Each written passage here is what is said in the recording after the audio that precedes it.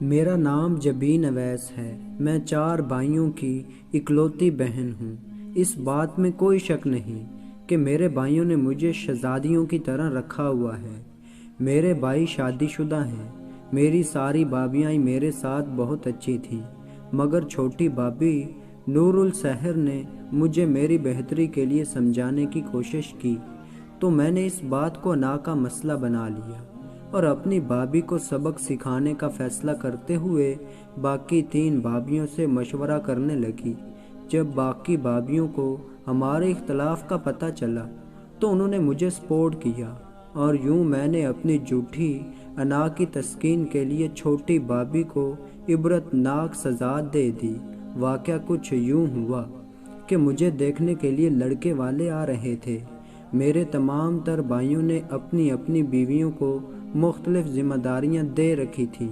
چھوٹی بھابی کے ذمہ کمروں کی سیٹنگ، چادریں کور وغیرہ بدلنا تھا۔ انہوں نے گیسٹ روم میں ہر چیز کو سفید رنگ کے کپڑوں سے ڈھانک کر بہترین انداز میں سجا دیا تھا، یہاں تک کہ دیکھتے ہی دل اش اش کر اٹھتا تھا۔ اسی دوران میرا تیاری کے لیے پارلر جانے کا وقت ہو گیا۔ میں نے تیار ہو کر ہائی ہیل جوتے پہنے تو نکلتے ہوئے یاد آیا میں نے پرس نہیں اٹھایا۔ پرس اٹھانے واپس مڑی تو کمرے سے پرس نہ ملا۔ ڈھونڈتے ڈھونڈتے گیسٹ روم میں جا پہنچی۔ سامنے پھولوں کے لیے بنی شیلف پر میرا پرس پڑا تھا۔ میں بنا جوتے اتارے بیڈ پر چڑھ کر پرس اٹھانے لگی۔ پتہ نہیں کہاں سے میرے جوتوں کے ساتھ کیچڑ لگا جو سفید چادر پر داغ بنا گیا۔ میری بھابی، جنہوں نے بڑی مشکل سے ساری سیٹنگ کی تھی، انہوں نے مجھے نرمی سے سمجھاتے ہوئے کہا کہ جبین بہنا، آپ جوتا اتار کر بیڈ پر چڑھ جاتی۔ اب سفید چادر کو داغدار کر دیا ہے۔ اگر اس چادر کو بدل کر کوئی اور ڈالوں گی تو وہ میز، کرسیوں اور شیلف کے کور کے ساتھ میچ نہیں کرے گی۔ کتنا برا لگے گا۔ گو کہ میری بھابی کی بات بھی غلط نہ تھی، لہجہ بھی غلط نہ تھا، مگر اس کے باوجود مجھے اس پر غصہ آ گیا۔ میں اس سے تلخی سے پیش آنے لگی تو وہ چپ چاپ باہر چلی گئی۔ میری بلند آواز سن کر میرا بھائی اندر آ گیا۔ مجھ سے وجہ پوچھی تو میں نے بنا کوئی بات کیے پرس اٹھایا اور روتے ہوئے پارلر چل دی۔ خیر، میرے واپس آنے تک مہمان آ چکے تھے۔ کمرے کے سارے کور ایک بار پھر بدلے جا چکے تھے۔ مجھے دیکھ کر پسند کر لیا گیا تھا، مگر میرے اندر بھابی کے خلاف آیا بغض بڑھتا گیا تھا۔ میں نے بنا بات کے ان کی بے عزتی کرنا شروع کر دی۔ باقی بھابیوں نے مجھے سپورٹ کیا تو میرا پلہ بھاری ہو گیا۔ یہاں تک میں نے اپنے بھائیوں کو بھی اس کے خلاف کرنا شروع کر دیا۔ ہماری سرد جنگ کی وجہ سے نور السحر اور اس کے شوہر کے درمیان بھی تلخی پیدا ہو گئی، اور حالات میرے لیے سازگار اور بھابی کے لیے آگ کا دہکتا ہوا انگار ہو گئے۔ ہماری شکایت اور شکووں کی وجہ سے بھائی نے بھابی کو ذہنی ٹارچر کرنا شروع کر دیا۔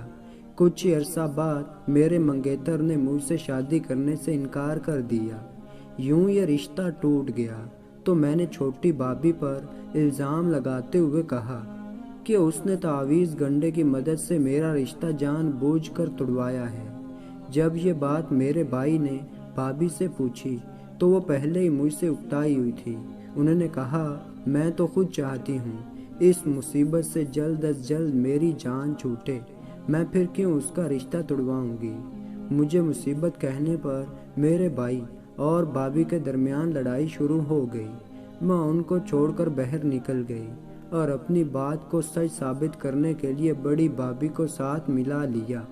میرے کہنے پر بڑی بھابی نے میرے حق میں گواہی دیتے ہوئے کہا، نور السحر نے مجھے پیر صاحب کے پاس جانے کے لیے ساتھ لے جانا چاہا اور پوچھنے پر بتایا کہ جبین والی جگہ پر اپنی چھوٹی بہن کی شادی کرنا چاہتی ہیں۔ جب میرے جھوٹے گواہ نے گواہی دے دی تو میری بھابی نے روتے ہوئے کہا تھا، جبین، یاد رکھنا، جو کچھ تمہارے دلوں میں ہے اللہ اسے جانتا ہے۔ ابھی میری بھابی کی بات مکمل ہوئی ہی تھی کہ میرے بھائی نے وہیں کھڑے کھڑے اسے طلاق دے دی۔ یوں میری بھابھی کی زبان گنگ ہو گئی اور میں نے اپنے دل کی مراد پا لی۔ اس کے بعد میری بھابھی والدین کے گھر چلی گئی، جبکہ میں بیاہ کر اپنے سسرال آ گئی۔ یہاں میرے شوہر کی 4 بہنیں ہیں اور چاروں میری بے عزتی کرنے کا کوئی موقع ہاتھ سے نہیں جانے دیتی۔ یہاں وہ چاروں تو ایک دوسرے کے حق میں جھوٹی گواہی بھی دے لیتی ہیں، مگر میرے حق میں کوئی سچی گواہی دینے والا بھی نہیں ہوتا۔ مکافات عمل سے گزرتے ہوئے مجھے میرا گھر ٹوٹ جانے سے ڈر لگتا ہے۔ میں نے دل کے سکون کی خاطر با ترجمہ قرآن پاک پڑھنا شروع کیا ہے، اور جب بھی سورۃ احزاب کی اس آیت پر پہنچتی ہوں تو مجھے نور السحر کی بات یاد آ جاتی ہے، اور نہ جانے کیوں مجھے لگتا ہے اللہ تعالیٰ خاص طور پر مجھ سے مخاطب ہو کر یہ کہہ رہا ہے، اس لیے میں رونے لگتی ہوں۔ میرے آنسو تھمنے کا نام ہی نہیں لیتے۔ میں نے غلطی کی، میری غلطی کے عوض نور السحر کا نقصان ہوا، مگر اب جب مجھے مکافات عمل سامنے نظر آ رہا ہے تو میں انجام سوچ کر لرز جاتی ہوں۔ میری بھابھیوں کا رویہ تو اب ہی مجھ سے بدل چکا ہے۔ اللہ جانے اگر مجھے مستقبل ان کے پاس رہنا پڑا تو میرا کیا حال ہوگا۔ ان سب باتوں سے قطع نظر مجھے یقین ہو گیا ہے کہ اللہ تعالیٰ اس سے بھی واقف ہے جو ہمارے دلوں میں ہے، اور ہمارے اعمال ہماری زندگی میں ہی ہمارے سامنے آ جاتے ہیں۔